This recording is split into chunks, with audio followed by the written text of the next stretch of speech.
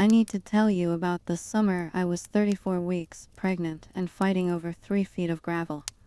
I live in a suburb 20 minutes east of Phoenix, the kind of place where the streets are named after birds, and every house has a tile roof and an air conditioning unit that runs from March to November.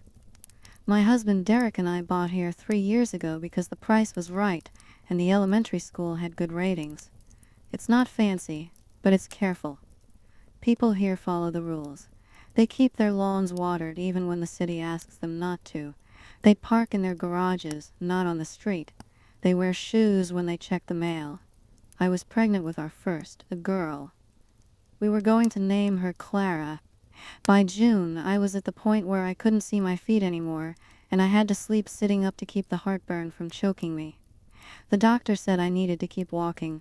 Every day, he said. Low impact, consistent movement. It keeps the blood pressure down, prevents clots, keeps the baby positioned right.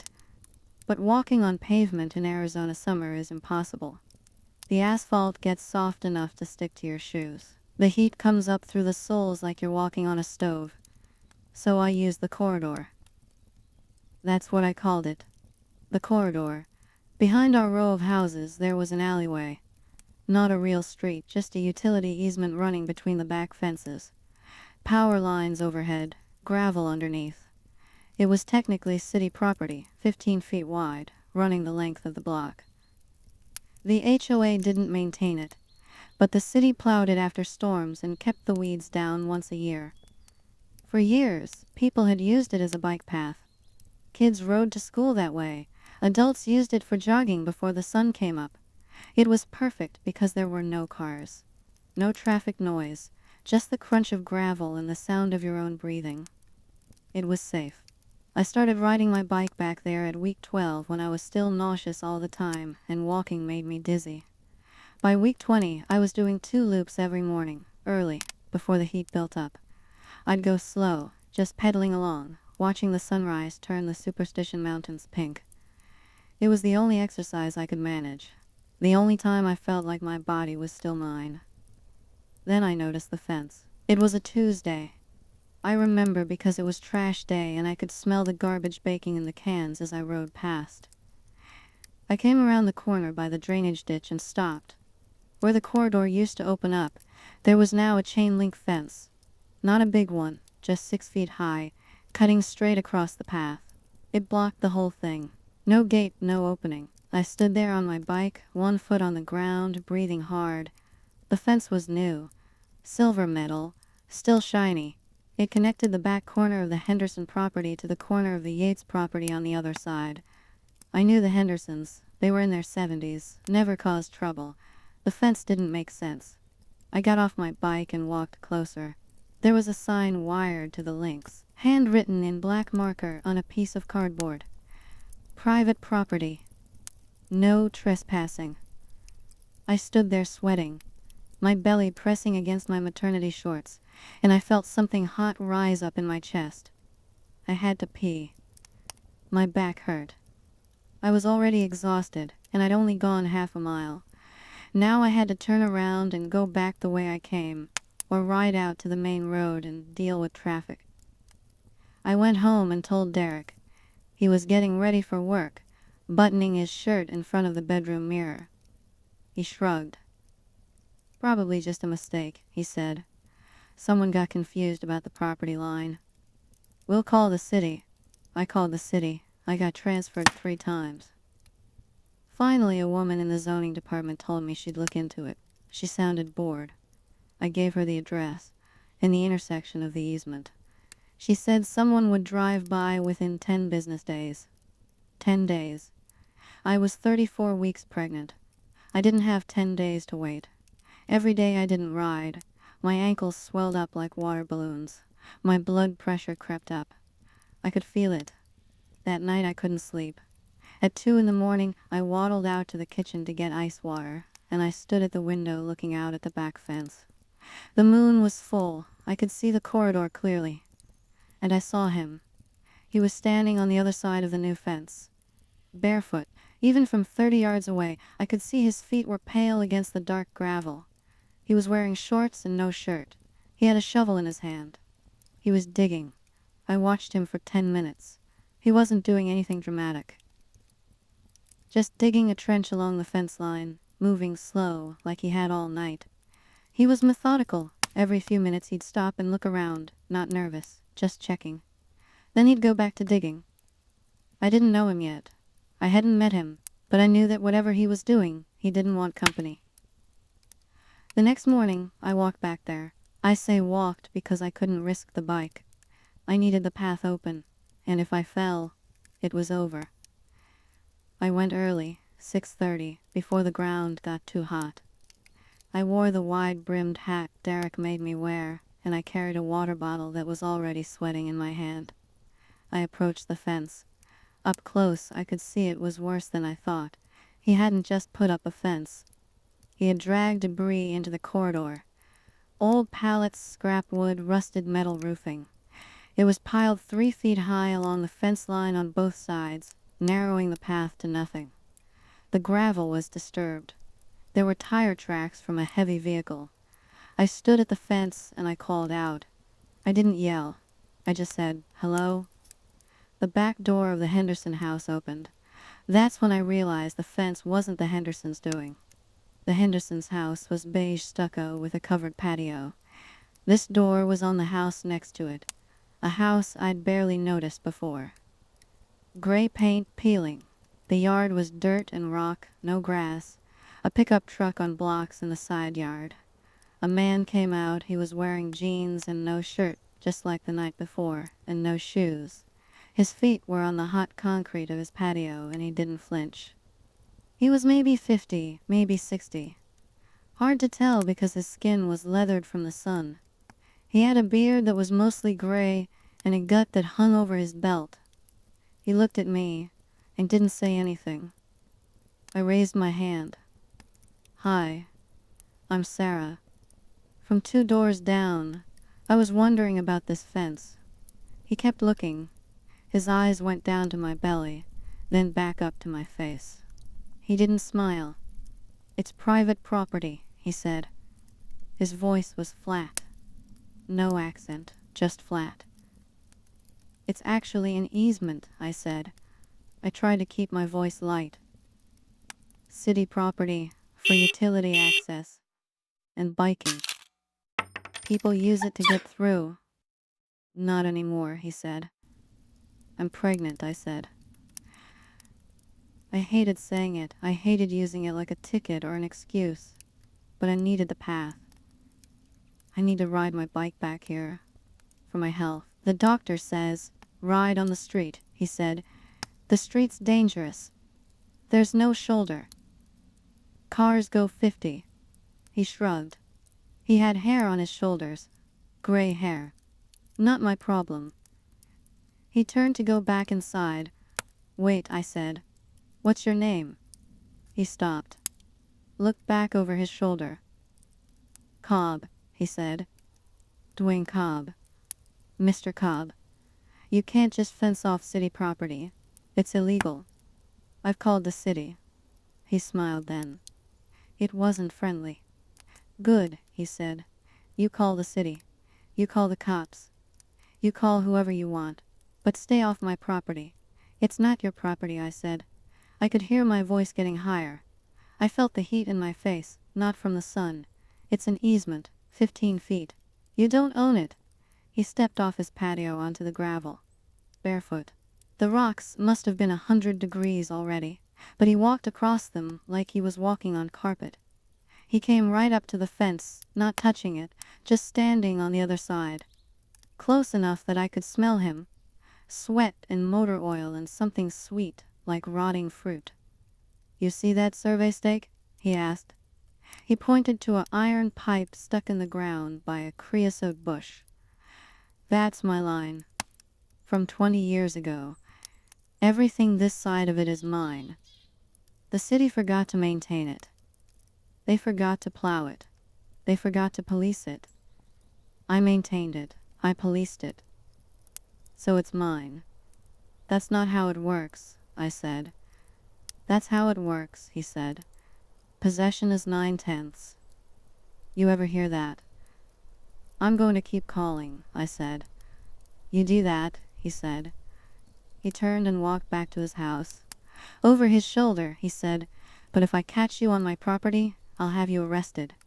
Pregnant or not." He went inside. The door slammed.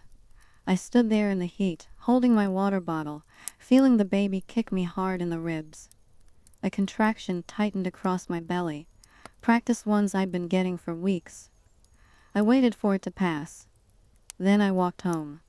That afternoon, I went to the HOA meeting.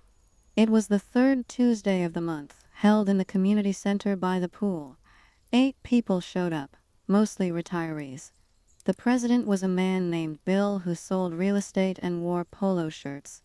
I told them about the fence. I told them about Cobb. I showed them pictures on my phone. The fence, the debris, the blocked path. Bill looked uncomfortable. He shuffled some papers. "That easement is technically city jurisdiction," he said. "We don't have authority there." "He's dumping trash," I said. "That's a violation. It attracts animals. It's a fire hazard." "We can send a letter," said a woman named Carol. She was the secretary. She had a clipboard, a friendly letter, asking him to clean up the debris. "He stole the bike path," I said. "He's claiming it's his property." "That's a civil matter," Bill said, "between him and the city." "I'm 34 weeks pregnant," I said. "I need that path. I can't ride on the street. It's not safe." Carol gave me a look. It was the look people give pregnant women when they think they're being hysterical. "Hormonal. Maybe you could just walk in the neighborhood," she said. "Around the block." "The pavement is 115 degrees by 10 a.m., I said. "The path is shaded. It's the only safe place to exercise." Bill wrote something down. "We'll send the letter," he said. "But Sarah, you have to understand, we can't force him to do anything. And legally, if he's claiming adverse possession, courts take a long time to sort that out." Adverse possession. That's what he called it. Squatters' rights if you use land long enough. If you maintain it, if no one stops you, eventually you can claim it. But it takes years. Decades. Derek looked it up that night. He read the Arizona revised statutes out loud to me while I soaked my feet in Epsom salt. "Continuous possession for 10 years, Derek said. Open and notorious. He has to prove he controlled it. Paid taxes on it, maybe." "He hasn't paid taxes," I said. "He just put up a fence last week." "Then he doesn't have a case," Derek said. But getting it enforced, he trailed off. I knew what he meant. The city was slow. The police wouldn't care unless there was violence. The AOA was useless. And every day the fence stayed up. Cobb was acting like he owned it. He was creating facts on the ground. I went back the next morning. I didn't take my bike. I just walked to the fence line. The debris was worse. He had added more. An old washing machine. Stacks of cinder blocks. It looked like a junkyard, and there were thorns. He dragged mesquite branches into the path. Mesquite has thorns like ice picks. If you fell on them, they'd go right through a bike tire or skin. I stood there looking at it. My blood pressure was up. I could feel it in my temples. The baby was heavy, pressing down. I had 4 weeks left, maybe 5. But the way I was swelling, the way my numbers looked at the last appointment, the doctor said it might be sooner, or they might have to induce. And if my blood pressure kept climbing, it would be a C-section. I didn't want a C-section. I wanted to try natural. I needed to stay healthy. I called the city again. I got a different woman. She pulled up the records. "Yes," she said, "there was an easement. Yes, it was 15 feet wide. Yes, it was supposed to be clear. She would flag it for the Code Enforcement Division." "How long?" I asked. 3 to 4 weeks for an inspection," she said. "Then, if there's a violation, we send a notice. He has 10 days to comply. If he doesn't, we schedule enforcement." That's another 2 weeks. 2 months. I might have the baby by then. And even then, they'd just make him move the fence. They wouldn't make him clean up the thorns. They wouldn't make him smooth the gravel. I hung up. I sat on my couch with my feet up, looking at the ceiling fan go around. I felt the baby kick, Hard. I put my hand on my belly. I know, I said out loud.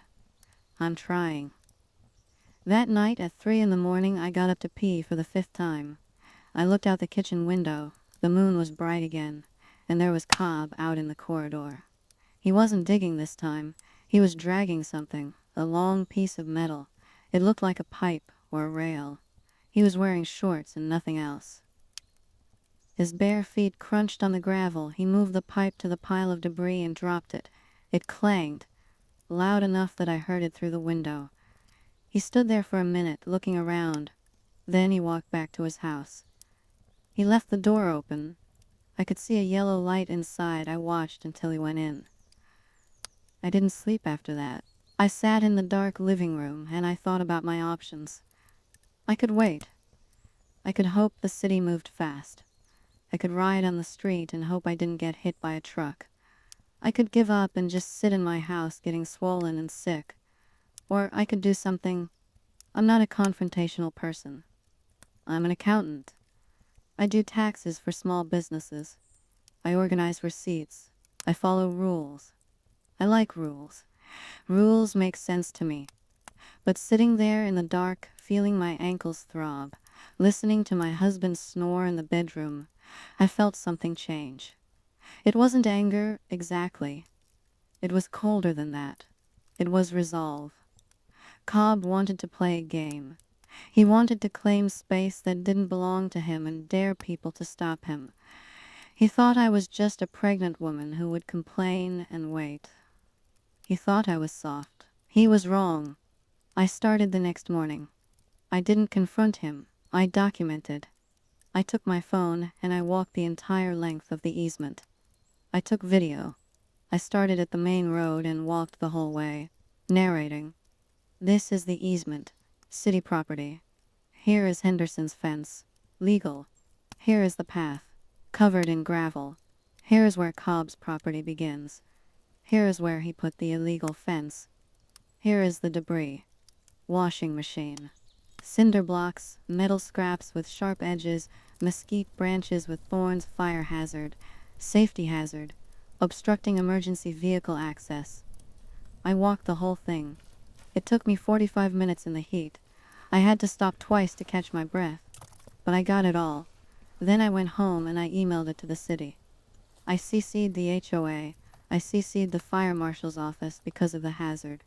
Then I waited. 2 days later, a yellow truck from the city showed up. A code enforcement officer. He got out, looked at the fence, took some pictures, and left. He didn't knock on Cobb's door. He didn't move anything. He just took pictures and left. I saw Cobb watch him from his window. He didn't come out. The next day a letter arrived at Cobb's house. I saw the mailman bring it. Thick envelope, city seal. Cobb came out barefoot, took the letter, opened it right there on his porch. He read it. Then he laughed. I heard him. It was a short sound. Then he went inside. He didn't take down the fence. I called the city again. The same bored woman. She said the notice had been served. He had 10 days. I counted the days. On day 9, I woke up at 5 a.m. It was already hot. I went to the window with my coffee. Cobb was out there. He had a sledgehammer. He was pounding something into the ground on his side of the fence. Stakes, big metal ones, T-posts. He was driving them deep. He was reinforcing the fence. I waited until he went inside. Then I walked out there. My hips hurt with every step. The baby felt like she was sitting on my spine. I looked at the posts. He had driven them on the easement side of the fence, outside his property line. He was staking his claim deeper into the corridor. The debris was still there. He had added glass, broken bottles, brown and green shards glinting in the dust. I took pictures. My hands were shaking. Not from fear. From the effort of holding the phone steady while my heart pounded. I went home and I sat at my computer. I opened a new document. I started a timeline. Dates, incidents, pictures. I labeled everything. I created folders, Police reports, pending. City code, pending. HOA warnings, sent. Medical necessity, documented. I scanned my doctor's notes about the exercise requirement. I scanned my blood pressure readings. Then I started researching. I looked up Cobb. Dwayne Cobb. It wasn't hard. Property records were online. He had bought the house in 2003. Cash. No mortgage. He used to work for a trucking company, but that was 10 years ago. Now he listed his occupation as consultant. He had a Facebook page he hadn't updated since 2015. Pictures of motorcycles. Comments about government overreach. A meme about sovereign citizens. I searched court records. He had been sued twice. Once by a neighbor in 2012 over a property dispute. The neighbor had dropped it. Once by a credit card company. He'd paid that one, eventually. I searched police records. Calls for service to his address. Disturbance. Noise complaint. Suspicious activity. No arrests, just calls. People calling, the police coming, nothing happening. He was a professional nuisance. He knew exactly how much he could get away with. He knew the system was slow. He knew people would give up. I wasn't going to give up. But I had to be smart. I was pregnant. I couldn't climb fences. I couldn't lift heavy things. I couldn't risk a confrontation that would spike my blood pressure. I had to be careful. Methodical, surgical. I decided on 3 phases. Phase 1, isolation. Phase 2, pressure. Phase 3, removal. Phase 1 started with information. I needed neighbors. I had lived here 3 years and I knew the Hendersons by name, and the Yates on the other side. That was it. Suburbs are like that. Everyone in their boxes, waving but not talking. I made a flyer. Simple. Has your access to the community bike path been blocked? Contact Sarah. I put my phone number. I printed 20 copies at Staples. I started with the houses backing up to the easement. There were 12. I walked to each one in the morning, before the heat. I knocked. Most people weren't home. A couple of people answered, took the flyer, looked confused. Yes, they said. There used to be a path back there. No, they didn't use it. Too hot. Too much trouble. At the 4th house, a man named Mike answered. He was my age, maybe younger, had a toddler on his hip. He looked at the flyer, then looked at me. You're the one who called the city, he said. I'm one of them, I said. He's an asshole, Mike said. He looked over my shoulder like he was checking if anyone was listening. Cobb. He blocked my gate last year. I used to keep a gate in my back fence to take the trash out, easier than going around. He piled rocks against it. Said I was trespassing on his land. Did you fight it? I asked. Mike shifted the toddler. Nah. It wasn't worth it. I just go around front now. That's what he counts on, I said. Mike looked at me. Really looked. At my belly. At my face, which was probably red and sweating. You're pregnant, he said. 35 weeks, I said. I need that path. My doctor says I need to ride. The street isn't safe. Mike nodded slowly. I saw him out there at night, he said. Cobb moving stuff. He's got a trailer. He brings things in. Scrap. Junk. He's filling up the easement. If he fills it for a year, claims he used it, adverse possession, I said. Yeah, that. He's trying to make it his junkyard. Prove he uses it. Will you testify? I asked. To the city? That you used the path? That he blocked it? Mike looked uncomfortable. I don't want trouble, he said. You won't have to confront him, I said. Just email. Written statement. The toddler squirmed. Mike sighed. Yeah, okay, sure. I got 3 more that week. 3 people who had used the path, who remembered when it was clear, who were willing to say so in writing. It wasn't much, but it was documentation. Proof that Cobb's claim of using it exclusively was false. Phase 2 began with annoyance. Cobb liked to be barefoot. That was his thing. His signature. He went everywhere in his bare feet. Gravel.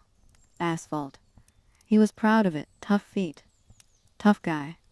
I started with the sprinklers. We were in a drought. Water was gold. But Cobb had no plants. Just dirt. And I noticed, because I was watching him now, that he had no doorbell. He had a drip system for some sagebrush in his front yard, but no lawn. He was exempt from watering restrictions, because he had nothing to water. But he had dust. Lots of dust. His truck on blocks stirred it up. His comings and goings stirred it up.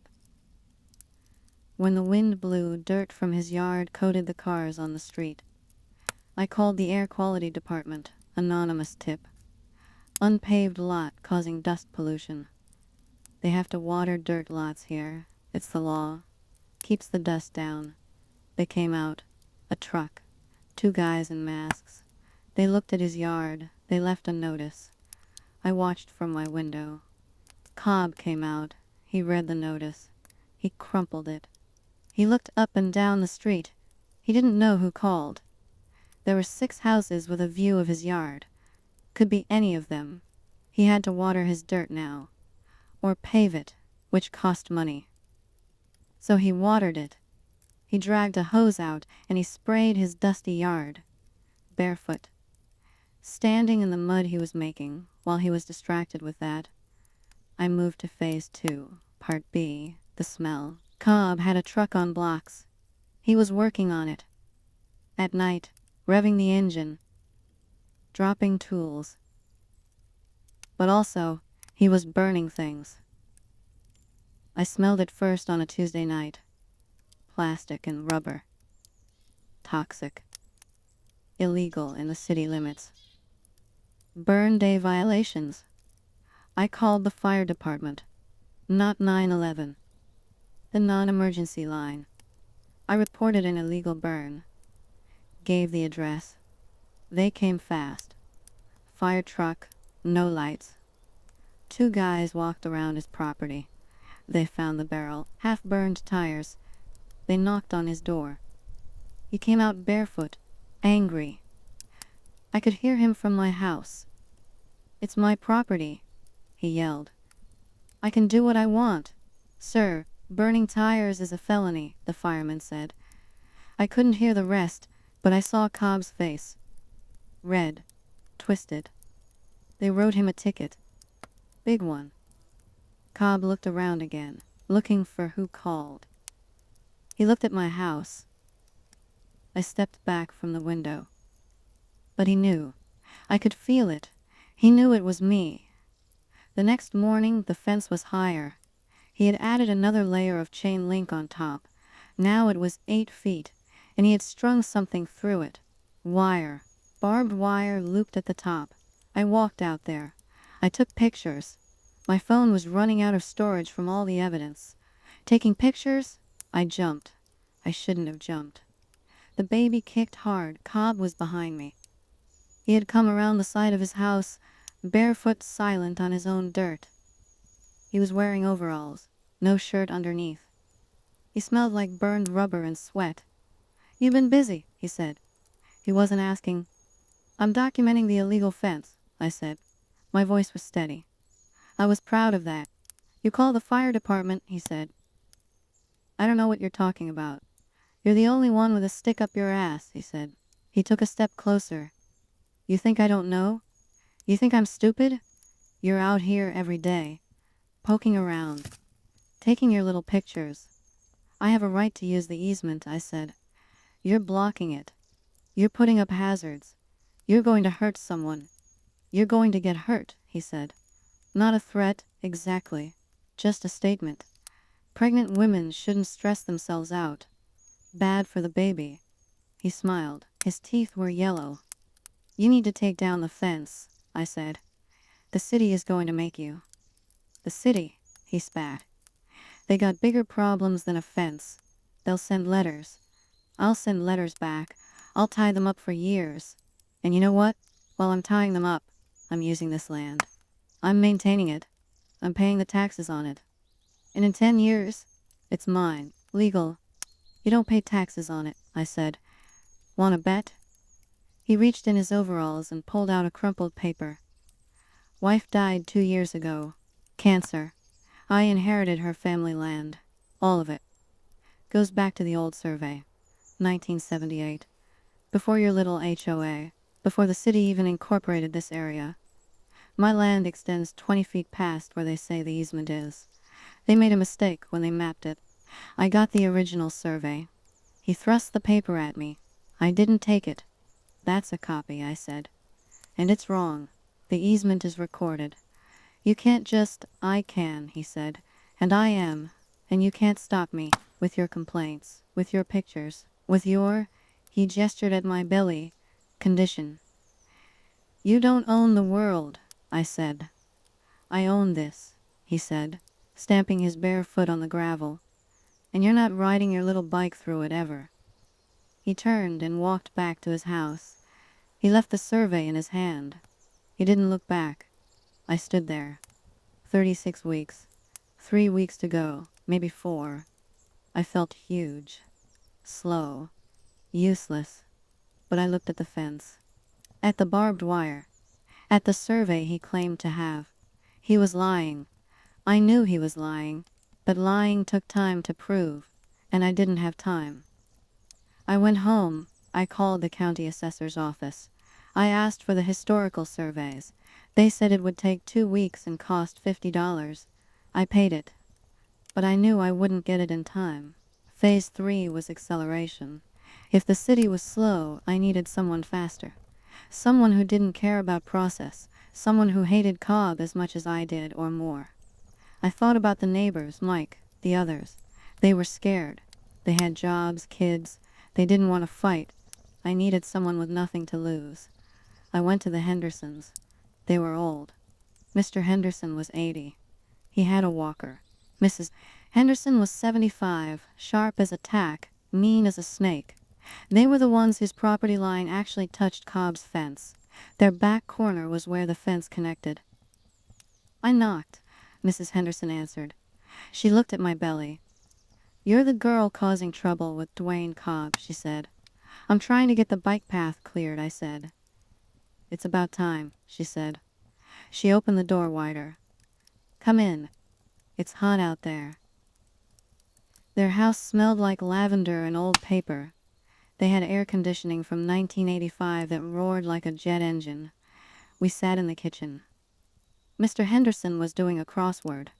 He put that fence on our property, Mrs. Henderson said. Without preamble, 3 feet over the line, I saw the surveyor put the stakes in 1987.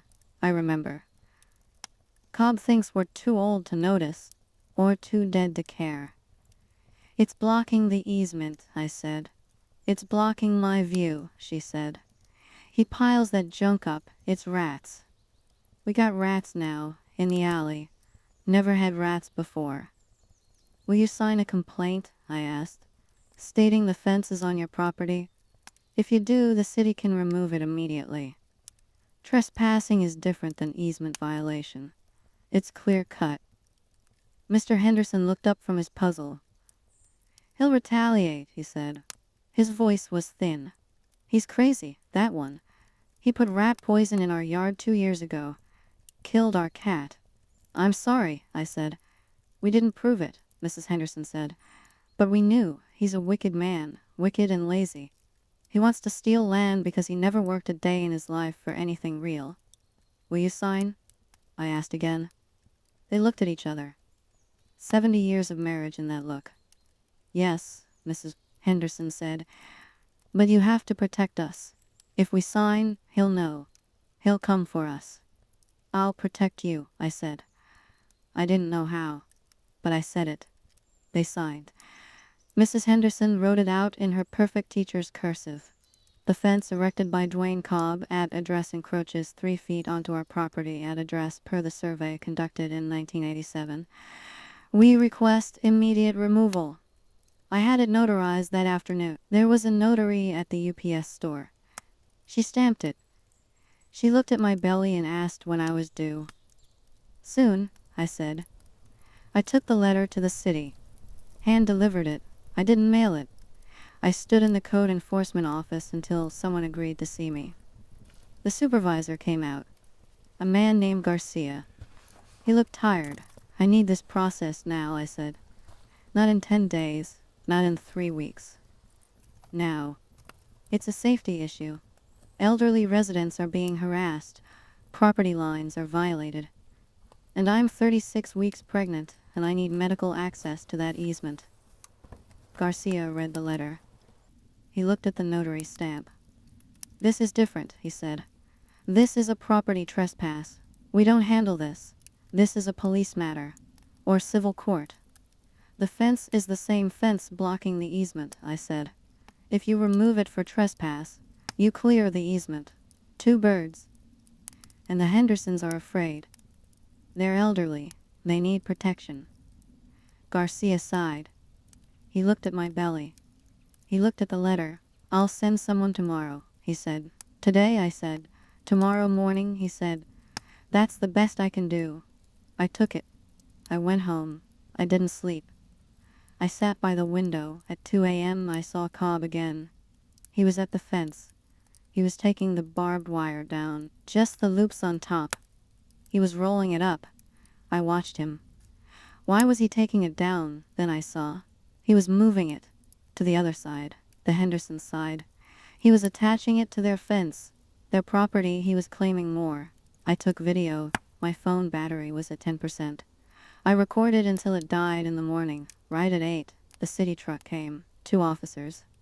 Garcia was with them. I went out. I walked slow. My back was killing me. I had a sharp pain in my side that I'd been ignoring for an hour. Garcia saw me. He held up the letter. We're going to talk to him, he said. He moved the wire, I said. Last night, he attached it to the Henderson's fence. He's expanding. Garcia looked at the fence. He saw the fresh wire. They knocked on Cobb's door. No answer. They knocked again. Loud. The door opened. Cobb came out, barefoot. He had coffee in a mug. He looked like he'd been asleep. Gentlemen, he said. He saw me. His eyes narrowed. Mr. Cobb, Garcia said, this letter states that your fence encroaches on the Henderson property. We need to verify the property line.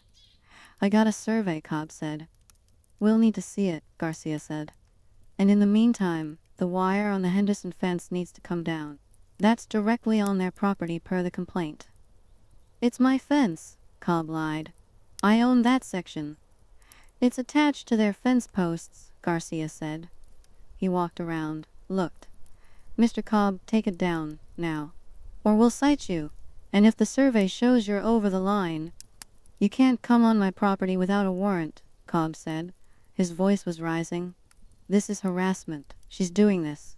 He pointed at me. The pregnant lady. She's obsessed. She's stalking me. Look at her. She's crazy. I'm documenting illegal activity, I said. My voice was flat. I was concentrating on the pain in my side. It was getting worse. You heard him, Cobb said to Garcia. She admits it. She's stalking. Arrest her. Garcia looked at me, looked at Cobb. Sir, take down the wire. Today. Or we're coming back with a crew to remove it. And the fence. If it's on their land, it goes. Cobb's face turned purple. You touch my fence, I'll sue. I'll sue the city. I'll sue her. I'll sue those old bastards next door. Take it down, Garcia said. He handed Cobb a citation. Pink paper. 24 hours. They left. Cobb stood on his porch, holding the coffee, holding the citation. He looked at me. You, he said. Take down the fence, I said. Take down the debris. Open the path. You're going to regret this, he said. You and your baby. That was the threat. Finally, out loud. I didn't flinch. Are you threatening me? I asked. Loud enough. Clear. I'm saying, he said, stepping off the porch, coming toward me, that bad things happen to people who poke their noses where they don't belong. Accidents happen. Fires happen. You should be careful. In your condition. He was 2 feet away. I could smell his coffee. His sweat. I could see the dirt between his toes on his bare feet. I reached into my pocket. I pulled out my phone. I hit play on the recording I'd made earlier. His voice came out, tinny but clear. "You're going to get hurt. Pregnant women shouldn't stress themselves out. Bad for the baby." Then I hit the next one. "You're going to regret this. You and your baby." I looked at him. "I've been recording since day one," I said. "Every word. Every threat. I've documented everything. The city has it. My lawyer has it. The police have it. And if anything happens to me, if I slip, if I fall, if my house catches fire, you're suspect number one. And everyone knows it." He stared at me. The purple drained from his face. He looked small suddenly. A man in dirty overalls with dirty feet holding a coffee mug. "You're bluffing," he said. "Try me," I said. The pain in my side stabbed hard. I gasped. I put my hand on my belly. It was rock hard. A contraction. A real one. Cobb saw. He smiled again, but it was weak. "See? Stress? Bad for you." I turned around. I walked home, slow. The contraction passed. Another one came. 5 minutes apart. I got inside. I called Derek. "It's time," I said. We went to the hospital. I was in labor for 9 hours. Natural, like I wanted. A little girl. Clara. 6 pounds, 4 ounces. Perfect. Healthy. My blood pressure stabilized immediately after delivery. The doctor said I did the right thing, staying active. He said if I'd been sedentary those last weeks, it would have been a C-section for sure. We stayed in the hospital 2 days. When we came home, Derek drove slow over the speed bumps. We pulled into the driveway. I looked at the corridor. The fence was down, gone, just holes in the ground where the posts had been. The debris was cleared, pushed to the side in a pile. The path was open, gravel, rutted but clear. The barbed wire was gone. The pallets were gone. The washing machine was gone. I saw Mrs. Henderson in her backyard. She waved at me. She held up a thumbs up. I got out of the car. Careful. I was sore. I walked to the back fence, holding Clara in her carrier. The easement was clear, all the way down. I could see the mountains. I could see the path winding through. Then I saw him. Cobb. He was on his patio, sitting in a lawn chair. He saw me. He stood up. He was wearing shoes. Work boots. For the first time, I saw him wearing shoes. He walked to the edge of his property. The legal edge. The survey stakes were visible now. Little orange flags. He looked at me. Looked at the baby. He didn't wave. He didn't speak. He turned and went inside.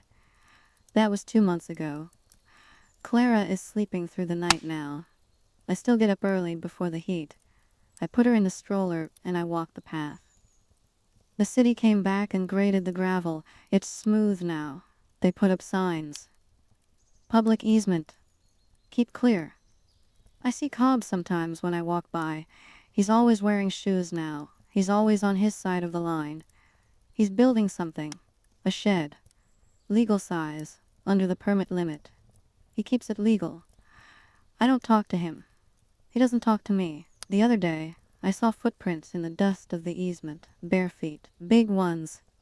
Going from his property line into the path. But just a few steps. Then they turned around. Went back. He tests it sometimes. He steps over the line, then remembers, then steps back. I keep the recordings. I keep the pictures. They're on a hard drive in my desk.